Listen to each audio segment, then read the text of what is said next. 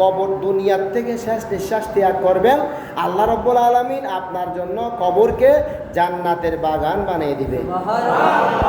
আর একটু মহব্বতে বলেন, আপনি যখন দুনিয়াতে যেদিন আসছেন আজান দিয়ে ফেলেছে, যাওয়ার আগে আর কোনো আজান একামত হবে না। আপনার জায়নামাজ শেষ করে যখন সবাই মিলে আপনাকে কবরে দিয়ে আসবে, সবাই কবরে দিয়ে আসার জন্য তাড়াহুড়া করবে, আর ওদিকে আল্লাহর নূরানি জগতের ফেরেশতারা আপনার কবরকে জান্নাতের বাগান করে দিবে। জোরে বলেন, আর একটু জোরে বলেন সুবহানাল্লাহ।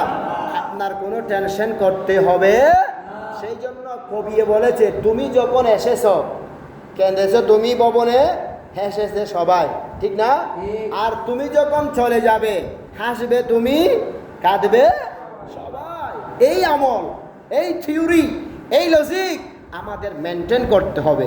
যদি করতে পারি, আমি যাওয়ার সময় আমি হেসে হেসে যাব, আমার বাবা, চাচা, দাদা, ভাই, ব্রাদার সবাই কান্না করবে, আমি হেসে হেসে যাব। কেন হাসতেছি? আমি সারা জীবন নবীকে দেখি নাই, কবরে যাও আমি মৃত্যুর সময় আমার নূরানি নবীকে দেখেছি। জোরে বলেন, আর একটু জোরে বলেন সুবহানাল্লাহ।